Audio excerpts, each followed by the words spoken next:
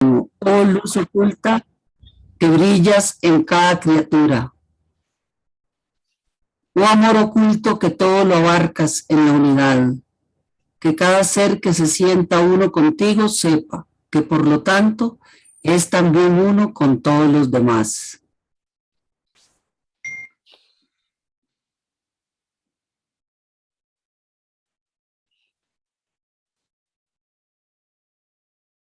Gracias. Gracias. Muy buenos días para todos, muy buenas tardes. Y para los hermanos que están en España casi ya atardeciendo. Recibimos en esta mañana muy felices al hermano Fred Fernández de Puerto Rico, quien nos dará una charla muy interesante sobre la conciencia. El hermano Fred es un trabajador incansable con una disposición al servicio muy bella y nosotros aquí particularmente lo admiramos mucho, lo queremos mucho y es una alegría, Fred, tenerte en esta tarde con tu charla que lleva por título Los estados de conciencia. Los estados de conciencia. Así es que nuestra gratitud a todos los presentes y a Fred por tomar la decisión de ayudarnos en este trabajo. Así es que adelante, Fred. El salón y el micrófono es suyo en este momento. Puedes compartir, Fred, por favor.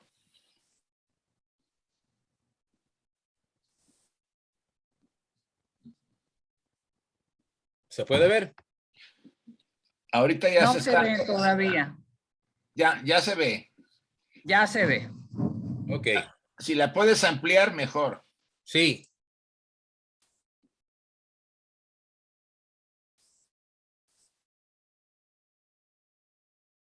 Perfecto, Fred. Ok.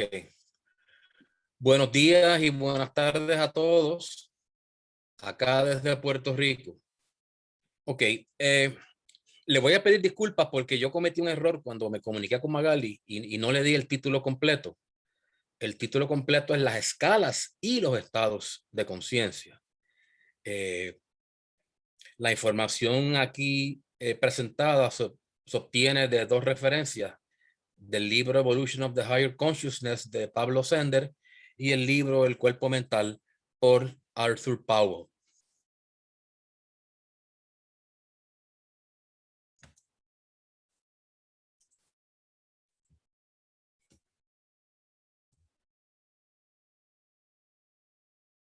Ok. Estaremos considerando en esta charla las tres escalas superiores de conciencia según Madame Blavatsky.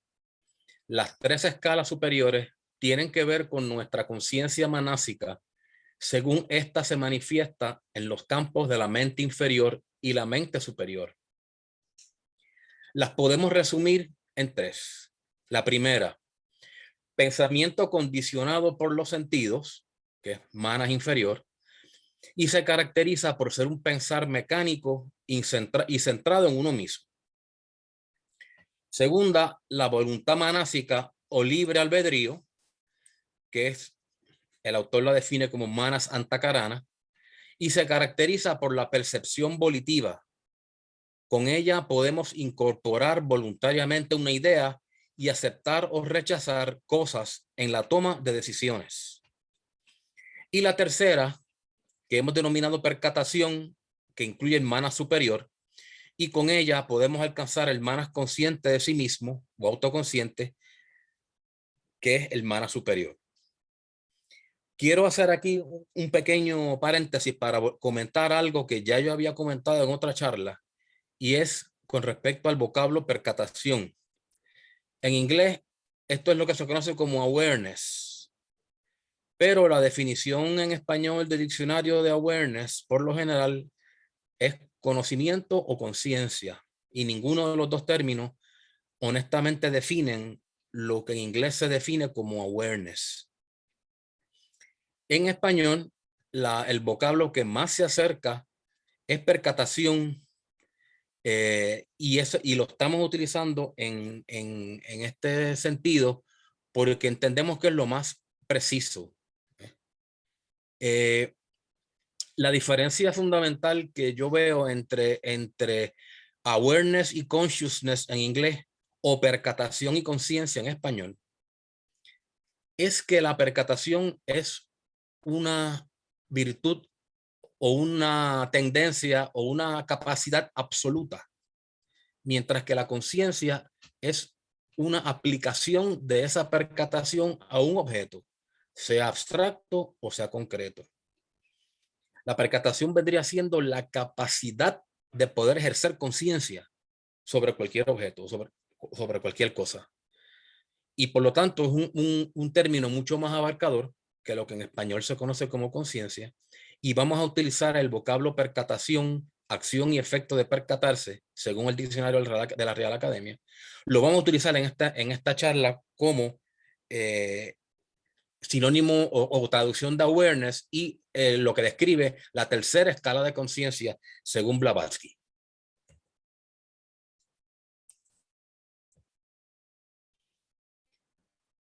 Cuando nosotros operamos en la primera escala, nosotros estamos enredados con nuestras sensaciones, emociones, miedos, deseos y memorias, respondiendo al entorno en una forma un tanto mecánica. Debido a la fuerte identificación con la psiquis, que es la totalidad de las actividades emocionales y mentales de una persona, debido a esta fuerte identificación, no hay acción sino reacción. Si alguien nos trata bien, nuestros actos tenderán a favorecer a esta persona. Si esta misma persona nos trata mal, nuestros actos tenderán a estar en oposición. No importa lo que sea la verdad, lo que esté correcto o sea justo.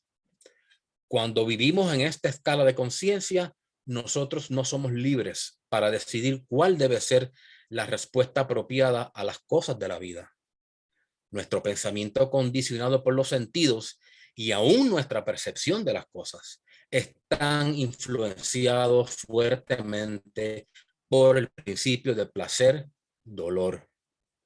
En una charla anterior habíamos estudiado cómo es este conflicto entre placer y dolor, la búsqueda de placer y el rechazo del dolor, lo que en realidad da origen a la conciencia, cuando el ego o el yo superior es un bebé que está comenzando a adquirir experiencia. La segunda escala, la de percepción volitiva, es una en donde Manas está luchando por desenredarse de Kama. Aquí comenzamos a tomar control de nuestras respuestas y hay un elemento más profundo de libre albedrío. No actuamos ciegamente como en el caso anterior, sino que somos capaces de considerar o rechazar voluntariamente cualquier idea, emoción o sensación física. Esto significa que nosotros somos capaces de responder cuando fuera necesario, aún de forma opuesta a lo que nuestro ego inferior preferiría. Como vemos, esta escala de conciencia no es necesariamente espiritual, sino más bien una de autocontrol. Sin embargo, cuando esta habilidad es usada para propósitos espirituales, entonces se convierte en una manera de cruzar el puente, el Antakarana, entre lo inferior y lo superior. Aquí pues podemos ver por qué el autor describe esta etapa como de Manas Antakarana, porque presupone el uso del Antakarana, este puente entre la mente inferior y la superior. Cuando nosotros decimos me remuerde la conciencia o a fulano le remordió la conciencia, ese remordimiento de conciencia no es otra cosa que un mensaje que envía el yo superior al yo inferior por conducta de la Antakarana para que lo registre la conciencia que está operando a través del cerebro físico. Y ahí entonces nosotros nos percatamos de que hemos cometido algo que no debimos haber cometido o hemos dicho algo que no debimos haber hecho por este mensaje que nos conduce a escoger a través de ejerciendo el libre albedrío, escoger lo más correcto. La tercera escala es una de apercepción. Este término es definido por el diccionario Merriam-Webster como conciencia propia introspectiva o también como percepción consciente con plena percatación. Esto es medio enredado. El diccionario de la Real Academia Española lo define como acto de tomar conciencia reflexivamente del objeto percibido. Blavatsky lo utiliza para describir un estado de percepción propia en donde la atención no se enfoca en ningún objeto externo, sino en el acto de percepción en sí. Es el percatarse de que me percato. En inglés, awareness of being aware. En este estado de percepción propia consciente, nosotros nos percatamos de nuestro sentido de ser, así como de los distintos procesos que tienen lugar en nuestro campo de conciencia. De esto surge una acción de entera atención plena que incluye una percatación del que percibe, el yo, la percepción y la cosa percibida. Esto es un estado de libertad en donde la acción correcta fluye espontáneamente porque la conciencia no está siendo influenciada por los elementos cámicos de las emociones bajas. Si queremos esto verlo en términos más simplistas, esto es como usted ser el dirigente y el jugador en un partido a la misma vez. Usted está observando, se está percatando de lo que está pasando y a la misma vez es consciente de los objetos que percata. Las características principales de estas tres escalas las vemos aquí en este cuadro. La primera escala se caracteriza porque es centrado en uno mismo, uno se identifica con el yo inferior y la reacción viene siendo mecánica. La segunda se caracteriza por el autocontrol, en donde existe una dualidad, un conflicto entre el yo superior y el yo inferior y una lucha interna. Esos dos yoes están en una pugna para ver quién es el que debe prevalecer. Y la tercera se caracteriza por una percatación de sí mismo, no es dual, porque sabemos que el ego es impersonal, y resulta en una acción espontánea porque está actuando el ego sin las limitaciones del kama. Como ejemplo de esta primera escala, para que nosotros entendamos cómo es que nosotros nos identificamos, aun cuando seamos conscientes de que no somos nosotros. Vamos a coger la analogía de una película que usted esté viendo en el cine.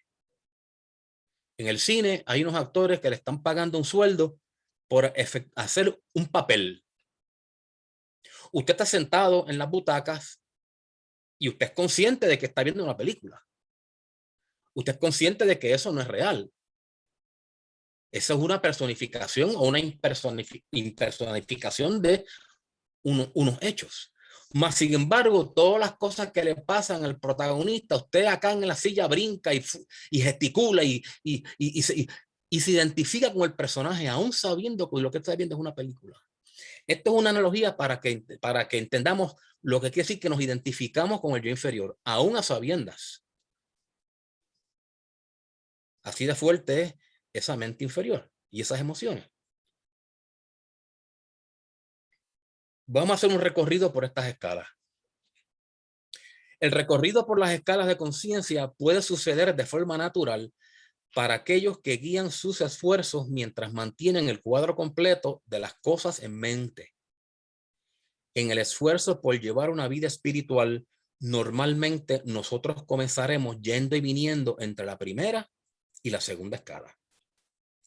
Mediante los esfuerzos hechos para dominar los deseos personales y los pensamientos y emociones negativas, nosotros comenzamos a establecernos con más frecuencia en la tercera escala. Esto produce gradualmente cierta libertad de las tendencias kámicas, lo que le permite a la conciencia manásica comenzar a tocar la tercera escala. Mediante el esfuerzo de vivir con percatación, el ir y venir principalmente será entre la segunda y la tercera escala. aunque siempre podremos caer ocasionalmente en la primera. A su debido tiempo, nosotros podremos ser capaces de morar con más frecuencia en la tercera escala, siendo este estado de conciencia cada vez más y más espontáneo.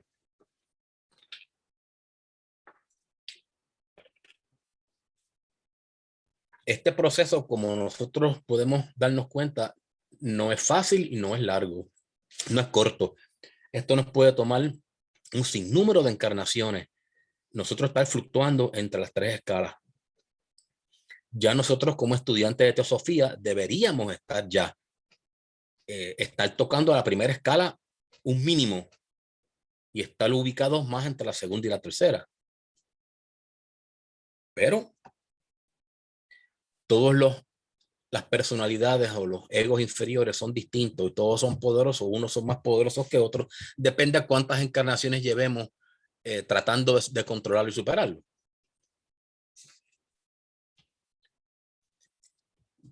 Esta primera escala es en donde nosotros nos encontramos sumidos en el mundo externo y reaccionamos a él mecánicamente.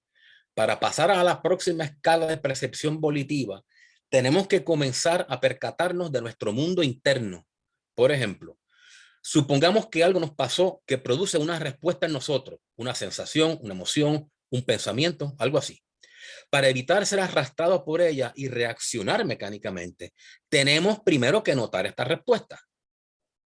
A menos que haya cierto grado de percatación, no hay posibilidad de escoger entre aceptar o rechazar esta respuesta. Una práctica útil en este esfuerzo es la del examen propio, la observación propia, interna. Nuestras emociones, nuestros pensamientos me surgen. ¿Por qué me surgen? ¿Qué fue lo que suscitó que surgiera esto en mí? Si no me percato, no puedo actuar de una manera distinta. El esfuerzo por controlar nuestra personalidad, aunque basado aún en la dualidad, produce algunos efectos importantes en nosotros. Primero, trae cierto orden a la psique, debilitando la acción de deseos contradictorios. 2, desarrolla la fortaleza interna, lo que llamamos normalmente fuerza de voluntad. 3, hace que nos demos cuenta de que nosotros estamos por encima de estos pensamientos, emociones y sensaciones que estamos tratando de dominar. Estas tres condiciones son los cimientos sobre los cuales podemos luego construir un lugar de estancia en la tercera escala de percepción espiritual. Fíjense que aquí nos describen de una manera bien lógica y bien sencilla la secuencia de eventos en ir controlando la personalidad, en ir subiendo esas escalas. Aquí en el tercer paso, el hacer esto nos hace que nos demos cuenta de que nosotros estamos por encima de estos pensamientos y emociones.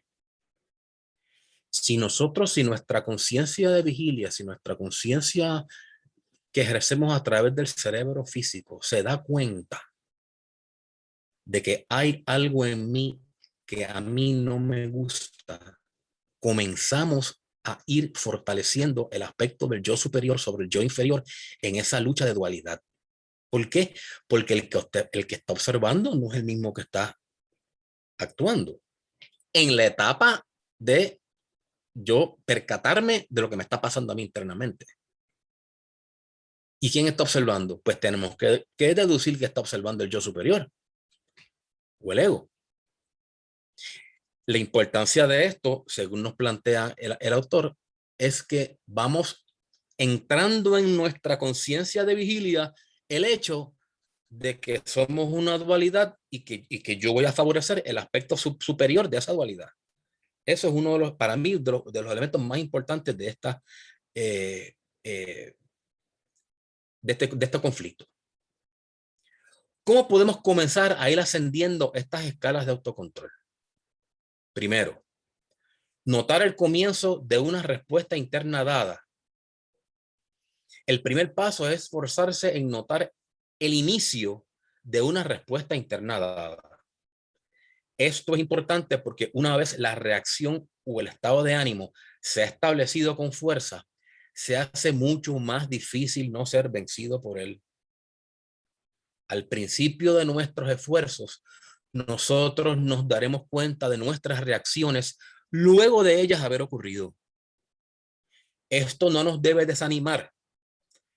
Con un esfuerzo continuo en esta dirección, la percatación vendrá en medio de la reacción. Aunque esto ya es muy tarde como para controlarla con éxito, sin embargo, resulta en un paso hacia adelante.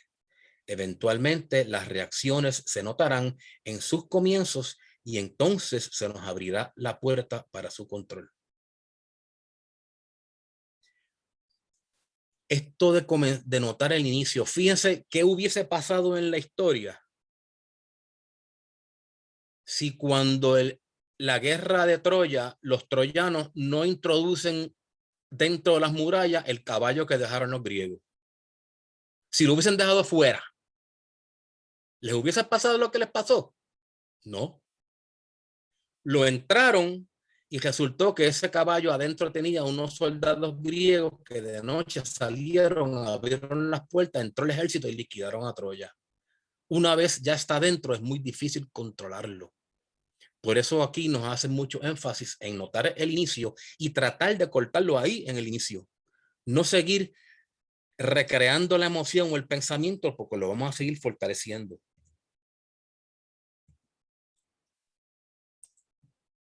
Y este es un trabajo que nos va a tomar varias encarnaciones, pero todo lo que adelantemos en una encarnación lo vamos a utilizar como base para la próxima encarnación. No perdemos nada.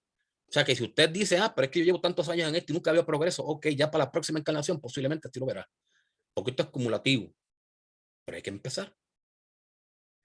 Los chinos tienen un refrán que dice que el viaje de las 1000 leguas comienza con el primer paso. Muy sabio ese pensamiento. Número 2, crear un espacio entre nosotros mismos y la reacción. Una vez seamos capaces de darnos cuenta de las respuestas indeseadas a medida que ellas surgen en el campo de conciencia, el esfuerzo debe ser dirigido a no dejarnos capturar por el movimiento psicológico. La sabiduría popular aconseja el contar hasta 10 o el hacer una respiración profunda. Cualquiera que sea el mecanismo, el primer paso a tomar es el crear un espacio entre nosotros y la reacción indeseada. Y número 3, aplicar fuerza de voluntad para manejar estas respuestas. El próximo paso es aplicar nuestra fuerza de voluntad para lidiar con estas respuestas. Nuestra voluntad, sin embargo, no debe aplicarse para simplemente combatir de frente estas emociones y pensamientos indeseables.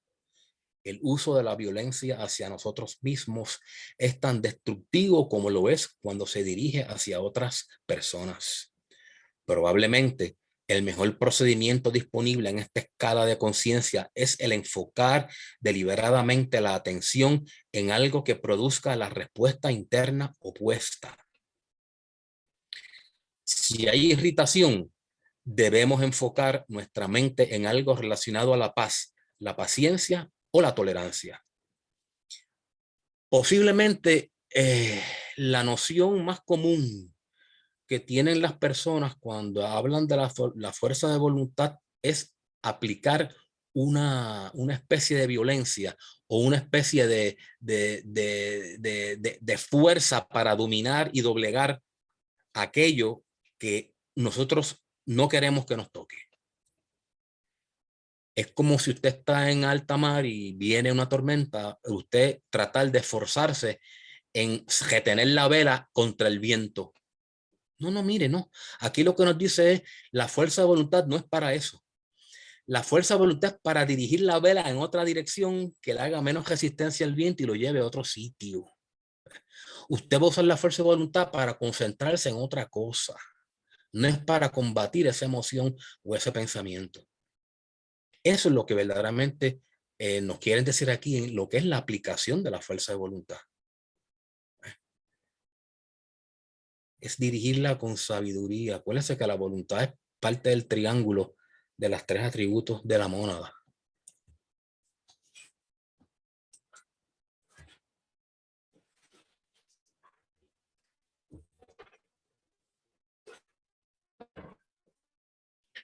Este estado de control no necesariamente está vinculado a la percepción espiritual. Sin embargo, el esfuerzo hecho para controlar las reacciones genera un espacio entre nuestra percatación y la reacción y despierta el poder de voluntad silente que nos, perdón, que nos permite librarnos de caer enredados en dicha reacción. Esto nos lleva al desarrollo gradual de un sentido más profundo de ecuanimidad. Fíjese que esa palabra yo la pongo en un distintivo porque, como estamos viendo, la ecuanimidad es imprescindible para nosotros acallar lo inferior y permitir que nuestro aspecto superior pueda tomar el control y manifestarse en nuestra conciencia de vigilia.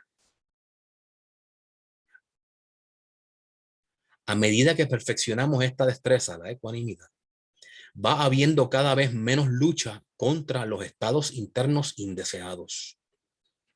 Cuando somos capaces de mantenernos percatados de la reacción sin ser arrastrados por ella, podemos entrar en un estado más espiritual donde el elemento principal no es la lucha por el control, sino simplemente la percatación en sí. En esta tercera escala de conciencia que nosotros comenzamos, es en esta escala de conciencia que nosotros comenzamos a ser capaces de retirarnos a nuestra ciudadela más allá del alcance de las reacciones y acondicionamientos personales. Esto nos lleva a un nivel más profundo de conocimiento propio, la percatación de nuestra propia naturaleza impersonal, la habilidad de poder mirar nuestras reacciones personales con imparcialidad es el fundamento de la escala de apercepción espiritual. Repetimos, la habilidad de poder mirar nuestras reacciones personales con imparcialidad es el fundamento de la escala de apercepción espiritual.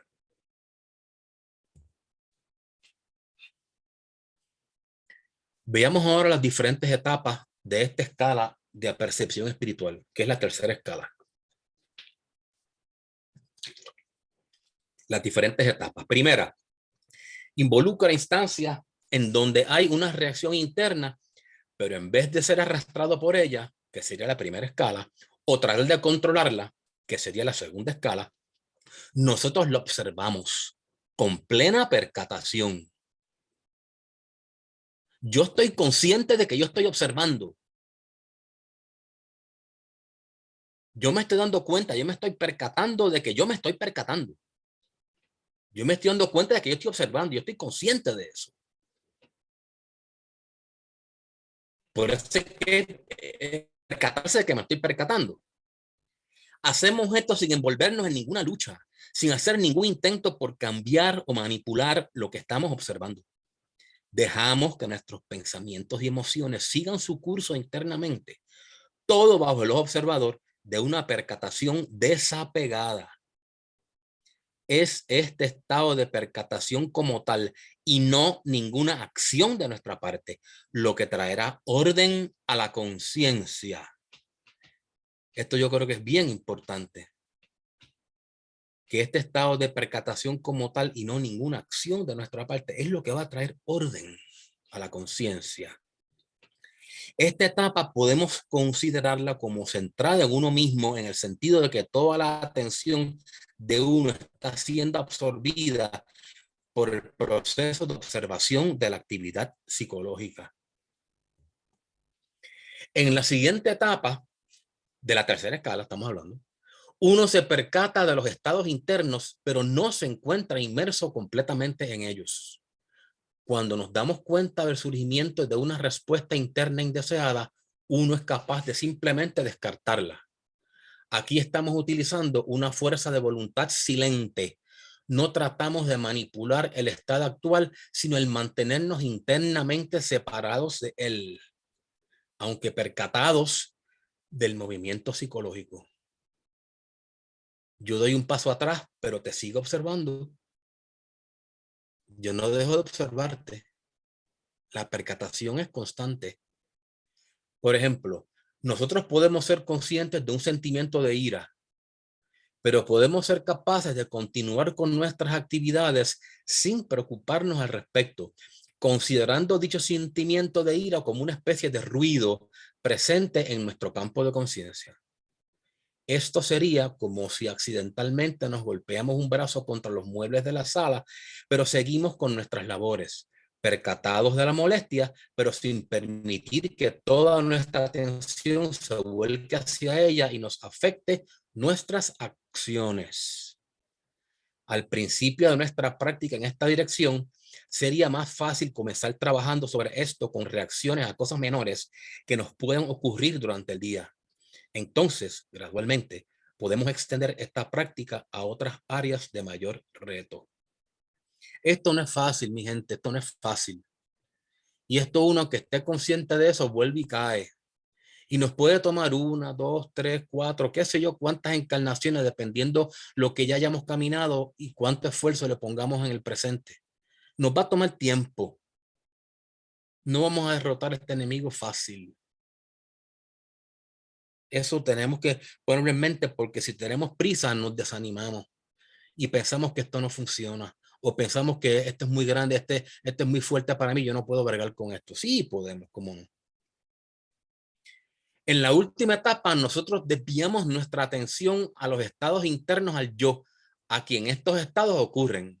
Es aquí, usando una frase de Krishnamurti, que el observador se convierte en el observado. Al dirigir nuestra atención al que está observando, nos percatamos de un puro estado de ser, la yoidad que está detrás de toda actividad psicológica. Cuando nosotros transferimos nuestra atención al que está observando, nos estamos percatando de nuestra yoidad, de nuestro ego, porque es el que está detrás de todo. Acuérdense que la conciencia viene del ego, del yo superior. Un fragmento de ella se manifiesta a través del cerebro, pero el resto de la conciencia la retiene el ego, que tiene su vida en su plano independientemente de la vida de la personalidad abajo. Recapitulando las 3 etapas de la tercera escala. Número 1, observación de los estados internos. Número 2, descartar los mismos, seguir adelante sin prestar atención. Y 3, desviar la atención al que está observando. No es fácil, no es fácil, pero este es el camino. Vamos ahora a hablar un poco de los estados de conciencia. Como una ayuda para que entendamos cómo movernos de una escala a otra, nos puede ayudar el que examinemos los 4 estados de conciencia descritos en el hinduismo y lo apliquemos. En La Voz del Silencio, Blavatsky nos dijo: los 3 estados de conciencia son Jagrat, la vigilia, Svapna, el soñar, y Susupti, el estado de dormir profundo. Estas 3 condiciones yogas llevan a la 4ª, el Turiya, aquel que está más allá del estado sin sueños, el que está por encima de todo, un estado de elevada conciencia espiritual.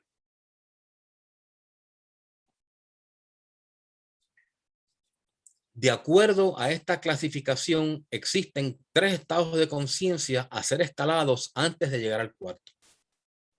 Examinemos esta clasificación con un poquito más de detenimiento. Jagrat es el estado normal de vigilia.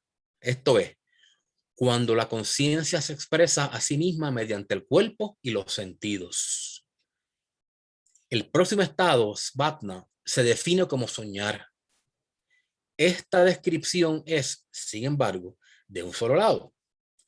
La misma está basada en lo que le sucede en el plano físico, en lo que sucede en el plano físico mientras la conciencia está en este estado. Esto es, cuando una persona está en Svapna, vemos que su cuerpo está dormido y soñando, Pero de acuerdo con las enseñanzas teosóficas, soñar no es meramente una sucesión de imágenes y sentimientos que aparecen en la mente de forma involuntaria. Cuando el cuerpo está durmiendo, la conciencia va a un plano superior en donde ella lleva a cabo su propia actividad. No olvidemos esto.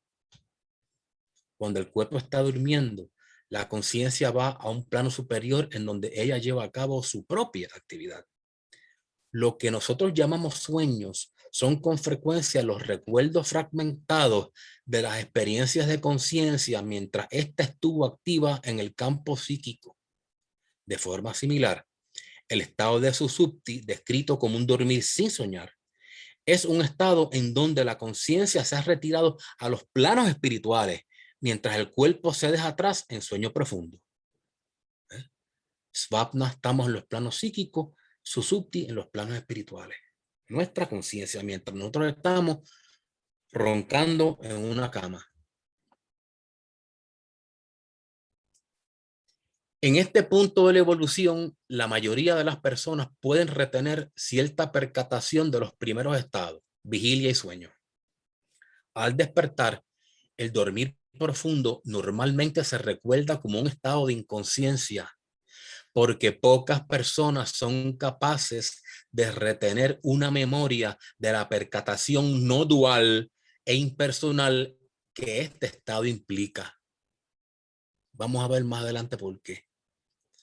Blavatsky relaciona estos 4 estados de conciencia con los principios humanos que están actuando como vehículos de conciencia en cada caso. Resumimos. El estado de conciencia vigilia, el vehículo que está operando como vehículo de conciencia es el cuerpo físico. En el estado de soñar, el vehículo de conciencia es kama manas. En el estado de dormir profundo, el vehículo de conciencia es buddhi manas. Y más allá de esto, que sería turiya, el vehículo de conciencia es atma buddhi.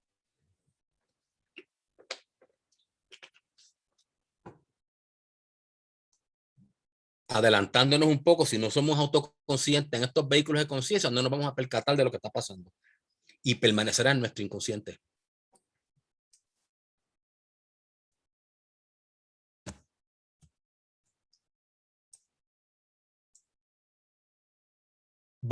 Podemos caracterizar estos 4 estados de conciencia de la siguiente forma.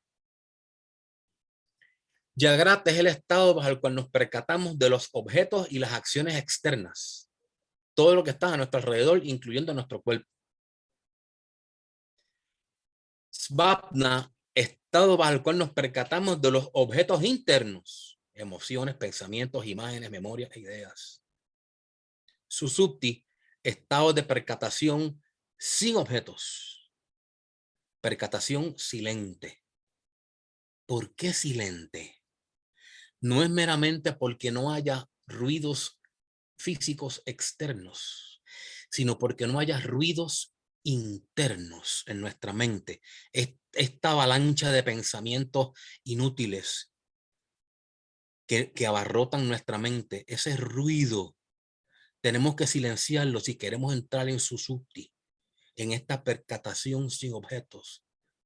El percatarse de que me percato es simplemente un ejercicio de la percatación per se, sin estar necesariamente consciente de nada en específico.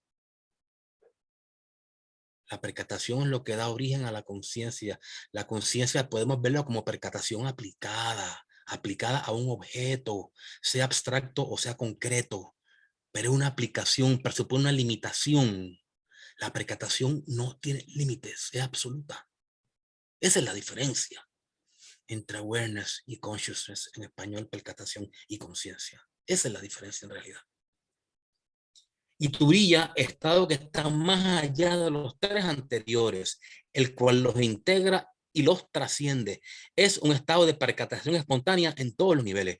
A nosotros se nos hace bien difícil entender lo que es turiya. Más o menos podemos entender lo que es susupti, pero turiya se nos va a resultar bien difícil entenderlo con la mente racional, para acuérdense que estamos hablando de Atma Buddhi. Conciencia en Atma Buddhi. Pero más o menos podemos tener una idea de a qué se refiere.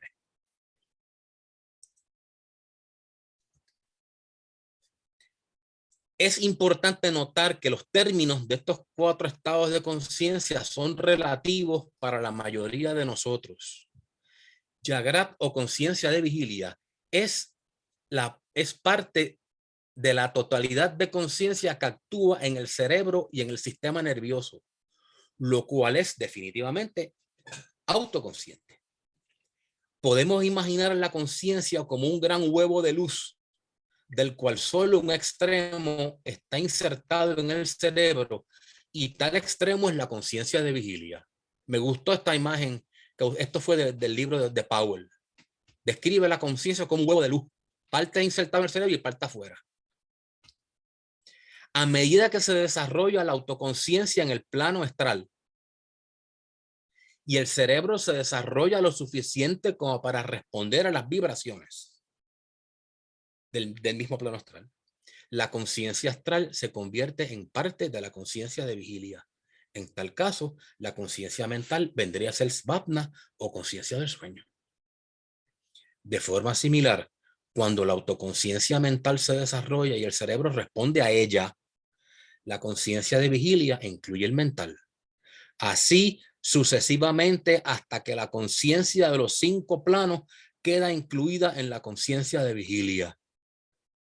Aquí nos está explicando cómo es que nosotros vamos a ir siendo autoconscientes, que somos ahora en el plano físico, luego en el astral, luego en el mental, luego en Buddhi, luego en Atmas. Cómo desarrollar esa autoconciencia en esos planos. Este ensanchamiento de conciencia de vigilia implica el desarrollo de los átomos del cerebro, así como el de determinados órganos del mismo y de la conexión entre células. Para la inclusión de la autoconciencia astral se tiene que desarrollar el cuerpo pituitario y perfeccionar la 4ª serie de espirillas de los átomos. Para la inclusión de la autoconciencia mental, la glándula pineal tiene que estar activa y la 5ª serie de espirillas estar en un completo estado de funcionamiento. Si no se logran estos desarrollos en el cuerpo físico, entonces la conciencia astral y la mental permanecen como superconciencia y no pueden expresarse por medio del cerebro como conciencia de vigilia. Los de ustedes que escucharon la última charla que yo di, que hablamos del átomo y hablamos de las espirillas y dijimos que la conciencia funciona cuando las espirillas de los átomos, empezando por el átomo físico permanente, son activadas por el ego o por la mónada. Si no se activan las espirillas, usted no es consciente de lo que está pasando, como las funciones involuntarias del cuerpo, como la digestión, la respiración, etcétera, etcétera, que no somos conscientes de esas, porque no se activan las espirillas. Y trajimos la imagen de un átomo para demostrar lo que son las espirillas. Okay. Son como como dijéramos, unas órbitas por donde fluye la energía alrededor de un, entre comillas, núcleo de ese átomo, ¿verdad? Y tiene que ir paralelamente desarrollándose ciertos órganos físicos en el cerebro para nosotros poder ser conscientes en el plano astral. Necesitamos la pituitaria, y para ser consciente en el plano mental, la pineal. Y la 5ª serie de espirillas de los átomos para ser consciente en el mental. Ahora mismo estamos en la 4ª ronda, tenemos activa la 4ª serie de espirillas, pero no las tenemos completamente activas, porque muy pocos de nosotros somos autoconscientes en el plano astral. Se supone que cada espirilla se activa en cada ronda. Así que imagínense, mi gente, es una ronda por espirilla. Y pues imagínense lo difícil que es usted subir el nivel de conciencia estando aquí, tener conciencia búdica o conciencia átmica, cuando estoy en 4 espirillas, necesito 5, necesito 6. Eso nos da una idea de lo difícil que es esto. Y aquí estamos hablando a nivel atómico, a nivel físico, de cuáles son las estructuras que necesita el vehículo de conciencia para poder ejercer autoconciencia en el plano que sea. Esto es fascinante. A mí esto me fascina. El tratar de entender esto. Si un ser humano no poseyera un cuerpo físico, entonces su conciencia de vigilia sería el astral. Por lo tanto, una definición más amplia de conciencia de vigilia sería que es la parte de la conciencia total que actúa por medio de su vehículo más externo. Si yo soy autoconsciente en el plano mental, pues mi conciencia de vigilia va a estar en el mental, porque es mi vehículo más externo. Y la conciencia búdica sería svapna, o conciencia del sueño para mí. En otras palabras. Así es como vamos subiendo los estados de conciencia. Así como lo hacen los maestros. Así como lo hicieron los maestros. Basado en esta clasificación de los estados de conciencia, podemos esbozar unas guías a seguir en nuestra trayectoria de elevación de nuestra conciencia hacia los estados espirituales mientras nos mantenemos percatados en el plano físico. Y esto yo quiero enfatizarlo porque a mí esto me costó mucho tiempo, mucho trabajo, honestamente, verdaderamente entenderlo. Nosotros, la evolución de nuestra conciencia, nuestra evolución espiritual es mientras estemos percatados físicamente de tal evolución. Esto no ocurre por arte de magia sin yo ser consciente de esto. No, hay que estar consciente en todo momento. Y si mi conciencia y si mi autoconciencia es la física, pues yo tengo que empezar a bregar con el cuerpo físico para irlo purificando, para irlo sustituyendo la constitución atómica por una que sea más sutil, que me permita percatarme de planos más sutiles. Cuando viene el choque de las energías, de las vibraciones que estoy recibiendo contra mi cuerpo más externo. Ahí es que yo tengo autoconciencia. Y si mi cuerpo externo es más sutil, pues mi conciencia va a subir, porque voy a ser capaz de ejercer autoconciencia en planos más sutiles. Esto es moliendo vidrio, poco a poco. El primer estado ya es donde uno está despierto y consciente de los objetos externos. Debemos notar, sin embargo, que muchas veces nosotros no estamos verdaderamente despiertos durante nuestra vida en vigilia. Nuestra atención se distrae constantemente y es condicionado, por tanto, por todo tipo de sensaciones, pensamientos, memorias, etc. Nuestro primer paso en nuestra práctica espiritual es el de estar verdaderamente despiertos en nuestra vida diaria. Esto es tener conciencia plena, lo que en inglés llaman mindfulness, de cualquier cosa que hagamos en el plano físico, en vez de reaccionar a la vida mecánicamente o perdernos soñando despiertos. Se ha escrito mucho acerca de esto de mindfulness. Se han escrito libros, hay personas extraordinarias que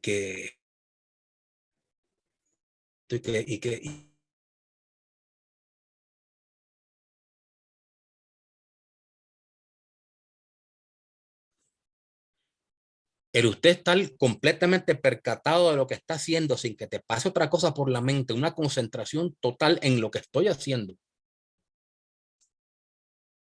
Lo que estoy haciendo, no estoy meditando, ni estoy contemplando, ni estoy en un éxtasis. Lo que estoy haciendo, fregando los platos sucios, cortando la grama, pintando una pared del cuarto. Lo que estoy haciendo. Por ahí es que empezar. Por ahí es que hay que empezar. Algo tan sencillo como conciencia plena. El segundo estado, svapna, es uno de observación propia, en donde nosotros prestamos atención a las funciones de nuestra psique. Esto es, a los objetos internos, tales como los pensamientos, emociones, deseos, memorias y así por el estilo. Tal y como en el estado anterior, la práctica a seguir es tener atención plena, pero esta vez del proceso de pensar y sentir que dirige nuestras acciones. Fíjense que nos están dando una herramienta de cómo ir poco a poco ascendiendo las escalas, utilizando los estados de conciencia como peldaños en esa escalera. El tercer estado, susupti, es aquel en donde no existen objetos separados del observador. Estar en esta condición durante nuestra conciencia de vigilia significa el ser capaz de mantenerse percatado en un estado de silencio en donde no hay ningún contenido en nuestra conciencia. Aquí solo hay la percatación de que me percato. No hay ningún contenido en nuestra conciencia. No es una mente en blanco inerte, Es un estado dinámico, activo de observación y espera, una espera por algo que yo no sé lo que es, pero yo sé que es mejor que lo que tengo. Es un estado de atención, no es un estado de letargo, es un estado dinámico. Eso es percatación. Imagínense lo que está pasando por la mente de un cogedor de pisticampo que está en cuclillas con las manos en el piso esperando el disparo para arrancar. Esperando el disparo para arrancar. No tiene nada en su mente. Está esperando con atención, alerta, listo para brincar en el momento. Eso es percatación. No es una mente en blanco inerte. El cuarto estado, Turiya, es el cimiento y fuente de los otros tres. Esencialmente está más allá de toda descripción. Se dice que no está comprendido dentro de sí, dentro ni se encuentra fuera de los otros tres, ni consciente ni inconsciente de los mundos externos o internos. Quizás está relacionado con el concepto de Blavatsky de conciencia o no consciente. En este estado, uno no es afectado por los tres estados inferiores.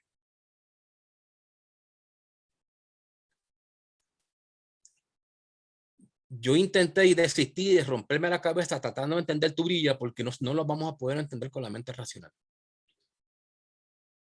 Blavatsky lo describe como una conciencia no consciente. Trabaje sobre ese concepto y llega a su propia conclusión de lo que es conciencia no consciente. Eso es Turiya. A medida que vamos poniendo en práctica estos estados en nuestra vida diaria y nos convertimos en capaces de experimentarlos, nosotros encontraremos que estos estados de conciencia se alternan unos con los otros, aparentando que son excluyentes en sí mismos. Esto quiere decir que en nuestro esfuerzo por percatarnos de los procesos internos, que sería Svapna, encontraremos que resulta difícil el mantener una atención plena sobre nuestras acciones, Jagrat o viceversa. De la misma manera, podemos en algún punto mantenernos percatados de nosotros mismos silenciosamente, susupti, pero solo durante la meditación contemplativa, no cuando estemos completamente inmersos en alguna actividad física o psicológica. En resumidas cuentas, uno está en un estado o en otro. Con el tiempo, estos estados de conciencia se irán integrando y seremos capaces de mantenernos percatados más allá de las fluctuaciones de los tres estados iniciales. Existe una percatación silente que comprende los objetos externos e internos simultáneamente, independientemente de si la personalidad está activa en acciones o en una actitud de contemplación interna. Este estado de percatación espontánea a todos los niveles es una de las descripciones para el estado de Turiya.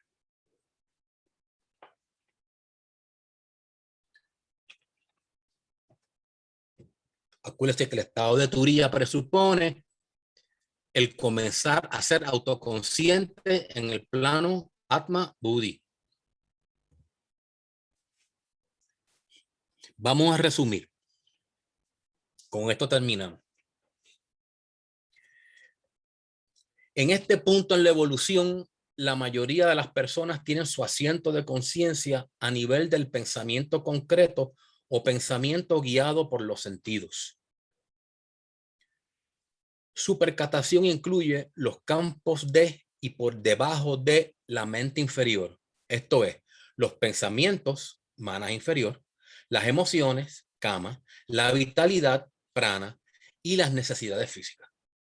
Para aquellas personas que no están interesadas en llevar una vida espiritual, el proceso de pensar está relacionado con la búsqueda de gratificación en estos niveles. Esta es la primera escala de conciencia, la de percepción manásica inferior, donde lamentablemente se encuentra la inmensa mayoría de la humanidad, buscando el placer y rechazando el dolor mecánicamente. Y esa es mi única preocupación. Ser feliz y no sufrir. A medida que sentimos atracción por lo espiritual, nos percatamos de que nuestros pensamientos pueden ser buenos o malos, positivos o negativos. Prestando atención al pensamiento guiado por los sentidos, nuestra conciencia comienza a elevarse al nivel del pensamiento abstracto. Esto es, un pensamiento que no está interesado solamente en lo que puede traer una gratificación palpable, sino uno que es atraído hacia objetos abstractos, tales como la virtud, el conocimiento espiritual, etcétera, etcétera. Eventualmente, a medida que vamos creciendo en esta dirección, llegamos a un punto en donde existe en nosotros un yo que se opone a los pensamientos no deseados y alimentando aquellos que son buenos. Esta es la segunda escala, la de percepción volitiva. Y aquí pues deberíamos estar la inmensa mayoría de los estudiantes de teosofía, por no decir todo. Como regla normal y general operacional. Después de esto, nosotros descubrimos que existe la posibilidad de tomar un paso adicional. El desarrollo de la percatación, esto es la tercera escala de percepción espiritual. Comenzamos a tener atención plena de nuestras acciones, Yagrat, y a percatarnos de la actividad psicológica, Svapna, y esto hace que nuestra conciencia se eleve a un nivel de percatación no dual, Susupti. Aquí hay solamente una yoidad o sentido de ser, lo que llama en inglés un I-ness, un sentido de ser impersonal, que está por encima de los pensamientos. Al principio, como es usual, la percepción es vaga, pero a su debido tiempo se convierte en cada vez más clara. Para nosotros los estudiantes de teosofía, lo que queremos es gravitar en la segunda escala, tocando la tercera lo más posible. Irla tocando lo más posible, cada vez más, cada vez más, cada vez más, cada vez más, hasta que lleguemos al punto que podamos ser autoconscientes en estos planos de Buddhimana. La percatación de esta yoidad pura abre la puerta a un estado de conciencia más permanente que se encuentra detrás de todo movimiento externo e interno. Esto se podría describir como un estado de no conciencia consciente, turilla. Cuando nos estabilizamos en este estado, estamos listos para ir más allá del plano mental.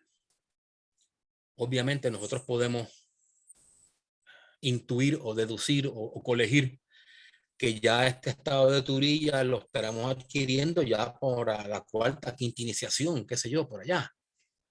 Cuando llegamos a ser adeptos, porque aquí ya estamos siendo conscientes en el plano Atma Buddhi, que es la característica del adeptado. O sea que aquí nos están, aquí toda esta información nos está dando a nosotros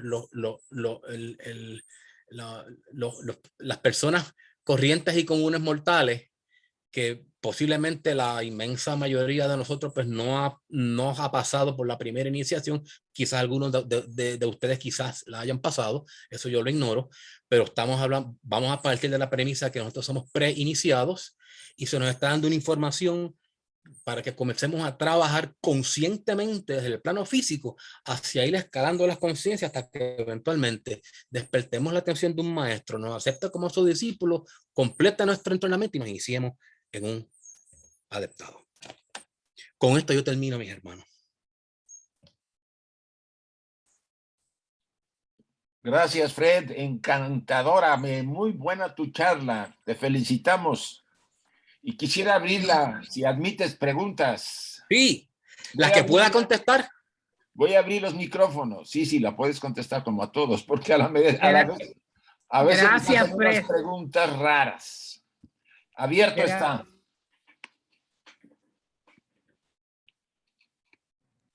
Gracias, Fred, por tu trabajo. Excelente. Muy bueno. Sí, muy bueno.